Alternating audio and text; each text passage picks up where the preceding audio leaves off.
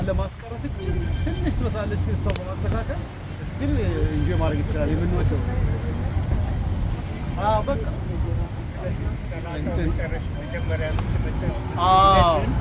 ተጋላጦች ነው ሰላጣ ስንል ቅጠላቅጠው ብቻ አይደለም ብዙ ቬጅቴብሎች አሉ ያነሷቸው አሉ እንደ ኮሊፍላወር አለ ብሮኮሊ አለ የተለያዩ አይነት ስቲም ከፈለግን በኦሊቭ ኦይል ጠብሰን ወይ ደግሞ ስቲም አድርገንም ያበሻ ቅመም በደንብ አድርገን አጣፍተን መብላት ይቻላል ፕላስ እንዳስረዳሁት ግማሽ በግማሽ የፕሌታችን ቬጅቴብል ከሆነ እንጀራችን እንወደዋለን የካልቸራችን ነው የትማየትም ፕላስ ደግሞ ብዙ ኒውትሪየንት አለ ችግሩን ምንድነው መጀመሪያ እናስገባውና በቃ የስኳሩን ከፍ ያደርገዋል ያ ነው እንግዲህ እኛ ላይ ችግር ይፈጠራል እሱን እናዛክል ከሆነ ብሊምን ያው ለምሳሌ ከኔ ጋር ክላይንቶች ሲመጡ እንጀራ አላስቆማቸውም ጨርሰው ነው አብዛኛው እንደውም ከአንድ ወር በኋላ አይ እኔ እንኳን እንጀራው ብዙ እየተመቸኝ አለ ራሳቸው ያቆሙ አልፎ እንደኔ ሲጠሩ ሲጋበዙ እንደዚህ ይላሉ አንድ ቁርጥ ይጨርሳል እሱ ነው ዋናው ትልቁ ነገር እሱ ነው ዴትስ እንዴት ነው ተምር እዚህ ጋር ተምር መብላት ይቻላል እንዴት ነው እያለ ነው ተምር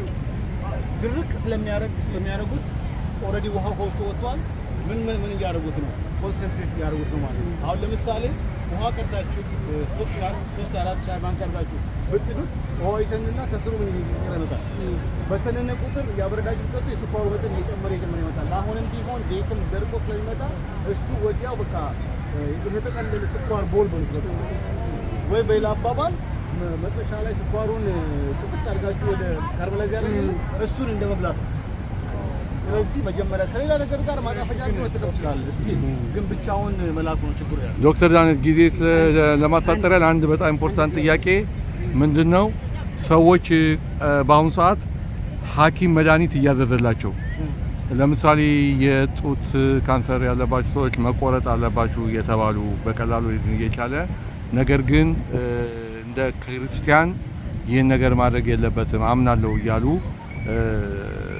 ለብዙ አደጋ የተጋለጡ ሰዎች አሉ እና ጥያቄም ያላቸው አሉ እኔ ፈውስን እንጠብቃለሁ የሚሉ እንደ ክርስቲያን ሐኪም አንተ የምትሰጠው አስተያየት ምንድነው? ይሄ በጣም ወሳኝ ጥያቄ ነው። ይሄ እንደውም ብዙ ሰዎች የሚያውቁኝ በቻናሌ ሕክምና ሳስተምር ነው። ግን እኔ በዲቫይን ሂሊንግ እና በዲቫይን ፈውስ አምናለሁ። ዲቫይን ሄልዝ እና 10 ሰዓት ትምህርት ያስተማርኩታል። አንዱም አዲስ ያደረኩት በክርስቲያኖች ጥያቄ ስለሚጠይቅ እኔ ሕክምናውን ነገር እንዴት ነው የማየው እንደ ሞግዚት እሱን ድጋፍ እያደረግን እየወሰድን እኮ እንዲያው ጥጣዜን የሚገል መድኃኒት እየወሰድን አትሊስት ትንፍስ ብለን አምላካችንን መጸለይ እኮ እንችላለን። ያንን ፈጽሞ ማስወገድ። ሌላው ደግሞ አንድ ነገር አለ። ይሄን የሕክምና ነገር የሕክምና አዋቂዎች ወይ ደግሞ የሳይንቲስቶች የመቁጠር ይሄንን የምንጩ የእውቀት ምንጭ እግዚአብሔር ራሱ ነው። አንዳንድ ጊዜ በቀላሉ አሁን እናንተ በቀላሉ አስረዳችሁ አንድ ኢንፌክሽን ቢዛችሁ የሳምባ ኢንፌክሽን እና አሁን ኒሞኒያ ነው ወይ ደግሞ ብሮንካይተስ ነው አንቲባዮቲክስ በ7 ቀን በአንድ ቀን ቀርበዋል። አሁን ለዚህ እምነት ያስፈልገኛል? እግዚአብሔር መፍትሄ ያለው በእጃችን አድርጓል። ሌላው ደግሞ እግዚአብሔርን የሶስተኛ እየጠበቅን እግዚአብሔርን እንደመፈታተን መፍትሄ በእጃችን ይላል። እውነት ነው። ለዚህ የካንሰር ቴራፒ ቢሆን የሰው ዕድሜ ከ5 ዓመት በላይ መቀጠል መቻል ከዛ በላይ መቀጠል እንዳልቻለ እናውቃለን። ግን አትሊስት ምንድነው ቴራፒውን ስንማር ያስታግሰናል። በዛ ውስጥ አቅማችን እናገኛለን፣ ውስጣችን እናጠነክራለን። የበለጠ ደግሞ እግዚአብሔር በግላችን የራሱን ዲቫይን ኢንተርቬንሽን እንዲያመጣልን የምንችልበትን እምነት ዴቨሎፕ እናደርግበትን እስትንፋስ ይሰጠናል። ለዛ የምንጠቀምበት ችግር አለ ወይ ነው ጥያቄ። ችግር የለም አይደል? ስለዚህ አንዳንድ ጊዜ በጣም ስፔሻላይዝ እናደርገዋለን። እኔ አሁን ለኔ ባሁን ለምሳሌ በቃልም ሆነ በድርጊት የምታደርጉትን ነገር ሁሉ ለእግዚአብሔር ክብር አድርጉት ነው አይደል እንዴ? ስለዚህ አሁን ቸርች ስንሄድ ብቻ ለመንፈሳዊ የምንሆነው ጤናችን እየታወቀ ለጤና የሚያስፈልግን ኢንፎርሜሽን በሰውት ላይ አፕላይ ማድረግ የኛ ኃላፊነት ነው። ስለዚህ እግዚአብሔር እንደማክበር ነው የሚቆጠረው። እኛ ስጋዊ መንፈሳዊ የሚባል ህይወት ጎራ ያለ አይመስለኝም። በግሌ ሁሉ ነገር መንፈሳዊ ነው። ከእግዚአብሔር ነው የሚመጣው። በክርስቶስ አዲስ ተወልደናል። በስጋ ያለው ነገር ይሄ ኮምፕሮማይዝ ነው። ክርስቶስ በክብር እስኪመጣና ይሄ ስጋ ወደማይበሰብስ ስጋ እስኪለወጥ ድረስ በምድር ላይ በጣም ኮምፕሮማይዝ ነው የምንኖረው እና መነካካታችን አይቀርም። ግን ማስታገሻውን ደግሞ እግዚአብሔር ጥበብ ሰጥቶ አቬለብል ሲያደርግልን ያን መጠቀም የበለጠ አስተዋይ ያደርገናል ብዬ ነው የምለው። አይ ሆፕ የተመሳሳችሁ ከዚህ ጋር የመጨረሻው ታርጉ ፈልገው በዚህ በሕክምና በተያያዘ ነውና የአእምሮ በሽተኞች አሉ። ለምሳሌ ቸርች ውስጥ አሉ፣ በኮሚኒቲ ውስጥ አሉ፣ ቸርች የማይመጡ እና ሰዎች ትንቢት እያመጡላቸው መድኃኒት የሚያስተዋቸው አሉ። እኔ የሜንታል ሄልዝ ነርስ ነኝ በሙያዬ እና ውሰዱ እያልናቸው ግን አትውሰዱ ብሏቸው አሉ። በዚህ ረገድ አሁን እኛ ምንድነው የምንላቸው? ይሄ ሕክምናው እግዚአብሔር ያዘጋጀው ጥበብ ነው። በሐኪሞች በኩል እንደልኳት ብዙ ሐኪሞች አሉ እና መወሰድ አለበት እንዳለን እና በዚህ ረገድ አንተ እንደዚህ ባለሙያ ምን ትላለህ? ጥሩ ጥያቄ። ለምሳሌ ቢጨመርበት እሱ ላይ የአእምሮ ጤንነት መታወቅ ሁሉ መንፈሳዊ ወይም አጋንንታዊ አድርገን ወስደን በመገሰጽ በጾም ጸሎት ነው እንጂ አሁን እንዳልከው የሕክምናውን ሳይድ ልክ እንደው እንደ ስጋዊነት እንትን መቁጠር ወይም ደግሞ መንፈስን እንዳለመለየት መቁጠርና በመገሰጽ በመቃወም አጋንንት ነው ማለት እንደውም ሰዎችን የበለጠ ከእግዚአብሔር ቤት የማራቅ እምነታቸውን እንዲጠራጠሩ ማድረግ እንዴት ጌታ ሆኜ ጌታን እያመለኩ እንዴት ያልዳንኩም ማለት ነው ወይ ሰይጣን ውስጥ ያለ ወይ የሚለው የበለጠ እንዲያውም ህመሙን ይጨምርባቸዋል። በኤክስፔሪየንስ ያየ ነው እና አብረን ጨምረን ህይወታቸውን ያጡ ሁሉ ብዙ እኔ ግን ይኸውላችሁ አሁን በሜዲካል አቅጣጫ ስትመለከቱ ብዙ የሳይካትሪክ ዋርድ ላይ ለ2 ዓመት ተኩል ሰርቻለሁ። እንደ ማንኛውም የሰውነት ጣፊያ እንደሚታመም ጨጓራ እንደሚታመም አእምሮም ይታመማል። ይሄ ሲምፕል የሆነ የኬሚስትሪ የኤሌክትሮኬሚካል ችግር ነው። አንዳንድ ጊዜ በተለያየ መንገድ አሁን ትላንትና ያለው ስኳር እንዴት አእምሮ ውስጥ ገብቶ ዲፕሬሽን እንደሚያመጣ አሁን የዲፕሬሽን መድኃኒት ወደ 17 አሉን ሼልፍ ላይ እንደየሰው ሁኔታ እየፈተሽን የምናደርግ ግን ያ ነገር ሲያከል ወይ ደግሞ እግዚአብሔር የተፈወሰና ምን ሆነ እየጠበቀን ግን እነዚህ መድኃኒቶች በቀላሉ እነዚህ ኬሚካል በትክክል ባላንስ ማድረግ ይችላሉ። እነሱ አይተውታል። ስለዚህ ያንን ማድረግ እኔ እንደው እርግጠኛ ነኝ እንኳን ደፍሮ አያደርጉም እያሉ አሜሪካ እንደዛ አድርገው አሁን አንድ ሰባኪ ኦፊሻሊ ፕሮፌሳይዝ የሆነ ሰው በተለይ አንድ ጊዜ በቪዲዮ ከታየ በኋላ እዚህ ሀገር መጥቶ መድኃኒቱን አቁሙ ብሎ ቢናገር ገና ክልሉ ሳይለቅ ነው ወደ እስር ቤት መውሰድ። እንደዛ አይደረግም። ትልቅ ሪስፖንሲቢሊቲ ነው። ስለዚህ መድኃኒቱን እየወሰደ በእምነት እረፍት ሰጥቶት መድኃኒቱ የበለጠው ፐርመነንት የሆነ ሶሉሽን ያለው ከእግዚአብሔር ልጅ እንደሆነ እናውቃለን። አሁን ግን ይሄ የጥገናውን ፕሮግራም የሚያሰነብትህ ከሆነ ለምን የፈውስን ቀን የጠበቅ አሰነብትለትም? ለምን ቀድሞ በሽታው እንዲገል ትፈቅድለታለህ ነው ትልቁ ጥያቄ። አእምሮ የሚበላሽ ጉበት የሚበላሽ ያው ነው አይነት ነው እና እንደዚህ አለማወቅ የእውቀት ችግር ትልቅ ያስተምሮም ሸፋፋነት ይመስለኛል። ግንዛቤ ማጣት እንጂ መንፈሳዊ ሰው በቅጡ ያወቁ የሰው አእምሮ አንዳንድ ጊዜ ጭንቀት እኮ ነው ከሰውነት ላይ ኑሮ ፕሬሽርም የመጣ አእምሮ መቆም ሲያቅተው ባላንሱ ይይዛል። እንዳልነው ደግሞ አንዳንድ ጊዜ ጄኔቲክም ፋክተር ይሆናል። ይህንን ኤንቫይሮንመንት እንዳልነው ደግሞ በመጨረሻ ማተኛ ከሆነ ብዙ ስኳር ጥቅም ከሆነ ሰው ዲፕረስ ይሆናል፣ አንግዛይቲ ይሆናል። ስለዚህ ያ ነገር ሲስተካከል መስተካከሉ አይቀርም። ግን የሕክምና እርዳታ እንዳያገኙ እንደዚህ አይነት ነገር ማስተማር ይሄ ትልቅ ኢሪስፖንሲብል ማለት በጣም እኔ አንዳንድ እንደዚህ አይነት ሰዎች ርህራሄ በውስጣቸው መኖራል ራሱ ተራተራል። ወጣቸዋል ግጭ አይደለም ተበጽ እዛው ማርጋ ሊመልስ ነው። ከፋብሪካ የሚመጣው ሾፕ የምንገዛቸው ከፋርም የምንገዛ ናቹራል የሆነ ከፋርም የምንገዙ ነገሮች ከዛኛው ጋር ኮምፔር ማድረግ እንችላለን። ያሰጋን አሁን ለምሳሌ እነሱ ራሳቸው ከማር አርቢዎች ይገዙና የተለየ ስቲሙሌተር ይጨምሩበታል፣ የተለየ ኬሚካል ይጨምሩበታል። አቀጣጥነውት ነው የሚያመጡልን። ፒውርሊ ማር አለ ግን ኦሪጂናል የምታገኝ ከሆነ እሱን ጥሩ ነው። አብራ ዳይሬክትሊ ግን አጠቃቀሙን ትናንትና እንዳስረዳው የመጨረሻን ጥያቄ ብቻ እሺ ስለ ኦሊቭ ኦይል ነውና የተለያዩ ኦሊቭ ኦይሎች አሉና አንዳንዱ ለማቁላያ እንገዛዋለን።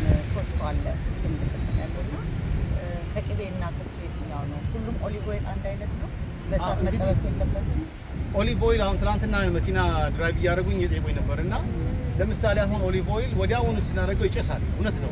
ወደ 320 ዲግሪ ሴንቲግሬድ ነው እና ምግባችሁን በሎ ቴምፕሬቸር እና በሚዲየም ቴምፕሬቸር የምታደርጉ ከሆነ ይስማማል። ጥሩ ነው። በዛ ነው ማለት ነው ይራስ።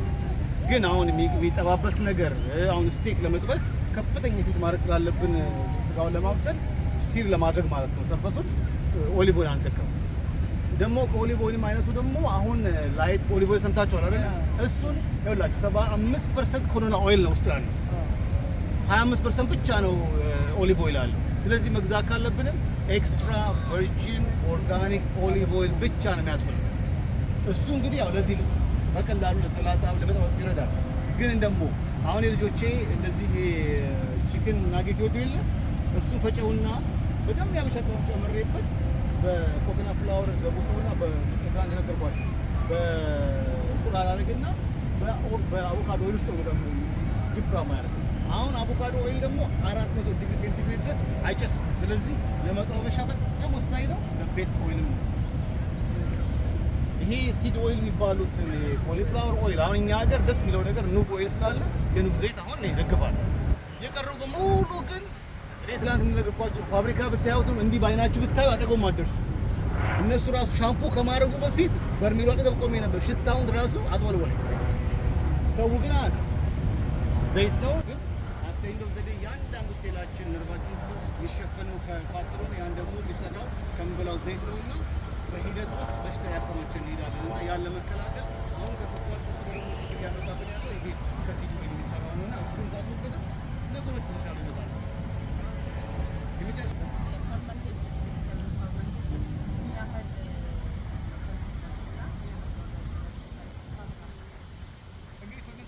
አሁን ባየነው ጥናት መሰረት በዚህ አንጀታ ትልቁ አንጀታችን የተከማቹ ጥሩ ባክቴሪያዎች አሉ። እነሱ በቀጥታ ኢሞሽናችን፣ ጤናችንን፣ ኢሚኒታችንን ሁሉ ለመቆጣጠር ይሄዳሉ። ነው እንግዲህ ትልቁ ፋይንዲንግ ለነዛ ለመርዳት አሁን እኛ ፈርመንትድ የሆኑ ምግብ ስንበላ እኛ ለእኛ ጥቅም የለውም፣ ግን ለባክቴሪያዎቹ ምግብነት ይላል።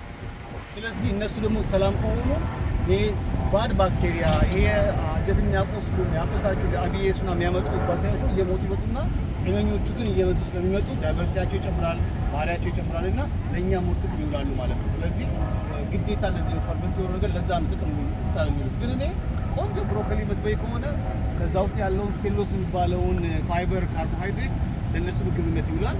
ተስማማን። የቀረውን ደግሞ ካብ ደግሞ አብሮ አንቆ ስለሚመጣ ያችንን ፈልገዋን ብቻ እንወስዳለን። ስለዚህ ዞሮ ዞሮ ያው ነው። አንዳንድ ጊዜ ምግብ እንዳይሰለችም ቫራይቲ ለመጨመርም ፈርመንት ሊሆኑ ምግቦች እንወስዳለን። አሁን ምሳሌ ኮሪያ ካልቸር ነው። አንዳንድ ጊዜ ጓደኞቼ ጋር ሲሄድ እንደሱ ያቀርቡልኛል። በጣም ነው ደስ የሚለው። እናመሰግናለን። አሁን እሺ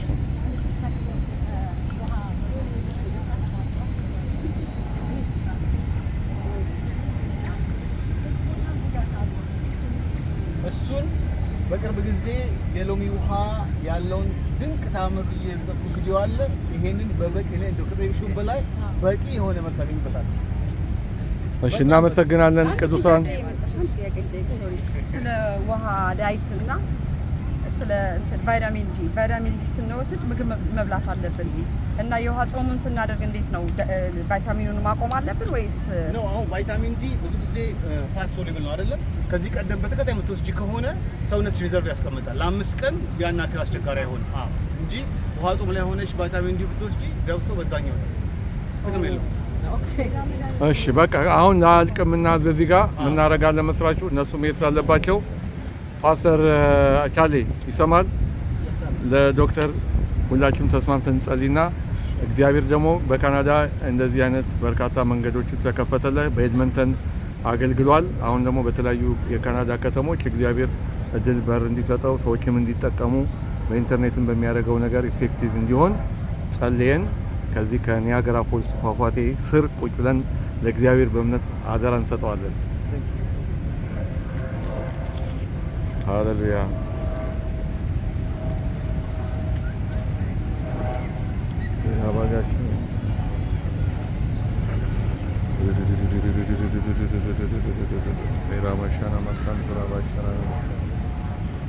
እግዚአብሔር የዘላለም አምላክ በጌታ በኢየሱስ ክርስቶስ ስም ስለ ሁሉ ነገር እናመሰግናለን። አሜን። ስለ ወንድማችን ዶክተር ዳንኤል እግዚአብሔር አባቶ ተመስገን።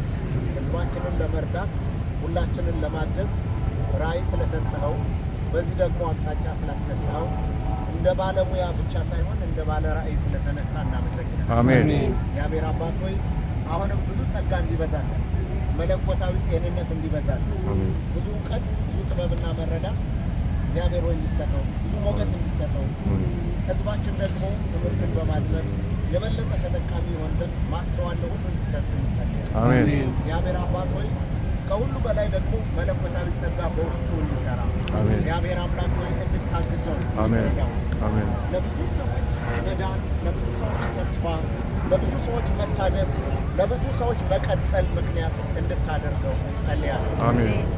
እስካሁንም እግዚአብሔር ሆይ ስለረዳኸው ስላገዝከው እስከዚህ ስላመጣኸው እናመሰግናለን። አሜን። ከዚህ የሚበልጥ ነገር ገና ታያለህ ተብሎ ተጻፈ። የሚበልጥ ነገር ስለሚያይ እናመሰግናለን። አሜን።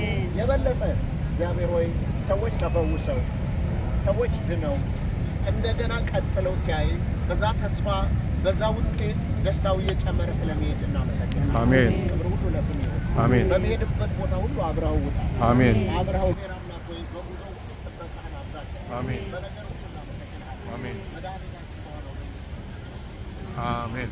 አሜን።